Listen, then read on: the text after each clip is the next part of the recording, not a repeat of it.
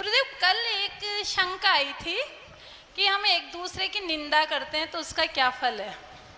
गुरुदेव, वो उसका फल जान लिया तो एक शंका ने और जन्म लिया कि संघों में और पंथवाद में हम निंदा करते करते भूल जाते हैं हम किसकी निंदा कर रहे हैं और मुनियों की भी निंदा कर देते हैं गुरुदेव। तो इसका तो क्या ही फल होगा, आप बताएं गुरुदेव। ठीक है। अब घोषणा हो गई ना भगवान के माता पिता की, तो पावर आ रहा है, माँ का पावर नहीं होता है ये सब।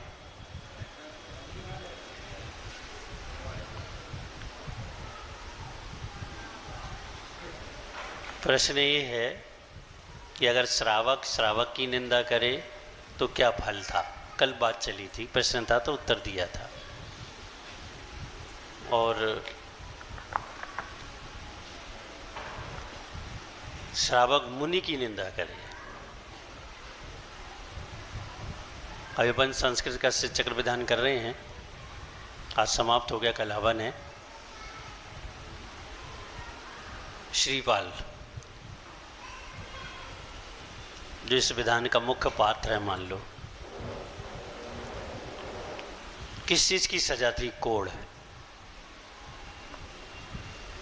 मुनि निंदा की सजा थी। कौड़ी से विवाह किस चीज की सजा थी? निंदा की सजा थी। और मुझे कौड़ी से विवाह किस चीज की सजा थी? निंदा की सजा थी। और मुझे एक बात समझ में नहीं आती है कि एक मुनिराज का पक्ष कर लो और दूसरे की निंदा करो, तो आप क्या सिद्ध करना चाहते हैं? क्या हैं आप? ना तो सम्यक दृष्टि है और ना अच्छे से मिथ्या दृष्टि है, और हैं तो घोरी मिथ्या दृष्टि।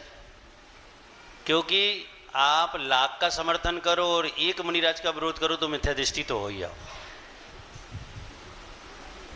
निधत्ति निकाचित जैसे कर्मों का बंध, आचार्य वीर सन स्वामी ने सठखंड आगम की धवला टीका में स्पष्ट लिखा हुआ है कि मुनि निंदा का फल निधत्ति और निकाचित जैसे कर्मों का बंध है।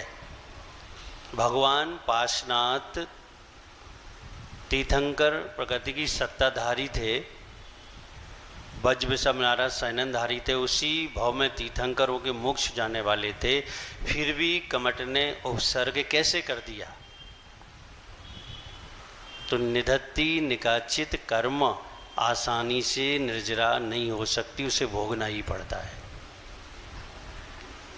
उसका एक ही उपाय है। आचार्यों ने कहा कि अगर आपकी अटूट भक्ति है देवशास गुरु के प्रति, तो वो कर्म फिर भी ढीला पड़ सकता है और निर्जीर्ण हो सकता है, लेकिन उससे भी बहुत मुश्किल काम है। तो मुनि निंदा का तो फल कहा नहीं जा सकता, कितने भाव तक भोगना पड़ेगा। मेरा तो कहना यही है कि स्वप्न में भी अपन को मुनि निंदा नहीं करनी चाहिए। आज मैं यहाँ हूँ और मान लो मेरी कट्टरता में आप किसी और मुनिराज की निंदा करेंगे तो मैं तो चला जाऊंगा, आप वो निधत्ति जैसे कर्म को बांध लेंगे। आप अगर कोई मुनिराज कर भी रहे, कोई श्रावक कर रहा है, तो उसे भी रोकना चाहिए। कोई मुनिराज भी अगर मुनिराज की निंदा कर रहा है दूसरे मुनिराज की, तो भी कहना चाहिए कि महाराज आपको ये शोभा नहीं देता। आपका धर्म ये है कि आप हमें निंदा मुक्त करें और आप निंदा से युक्त मत हों, क्योंकि न श्रावक का निंदा करना अच्छा है, ना साधु का निंदा करना अच्छा है। दिगंबर होता है, वो स्वप्न में भी किसी की निंदा नहीं कर सकता कि वो ऐसे हैं, वो ऐसे हैं। फिर दिगंबर किस चीज का है वो? यानी वो तो ग्रस्त से भी गए बीता हो जाएगा।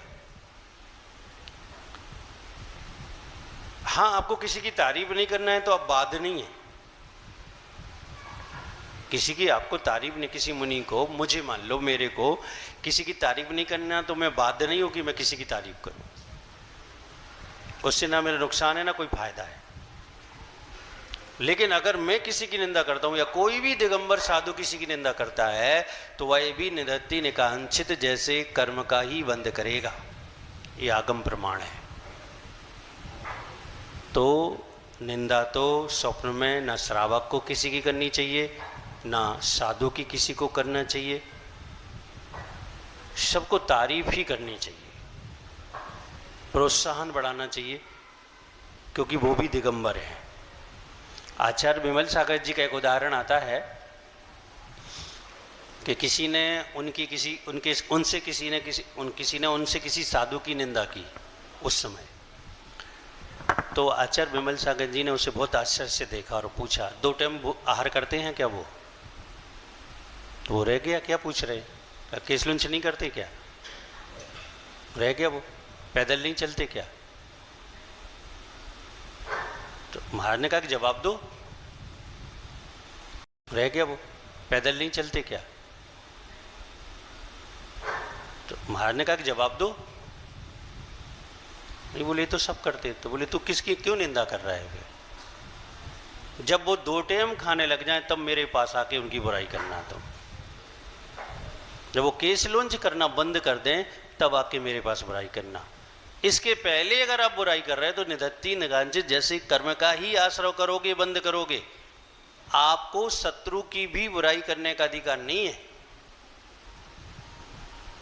आपको ऐसे व्यक्ति की बुराई करने का भी अधिकार नहीं है जो शराब पी रहा है, जो जुआ खेल रहा है, 7 व्यसन का सेवन कर रहा है। जैन दर्शन कहता तुम उसकी बुराई नहीं कर सकते क्योंकि उससे तुम्हें हानि है।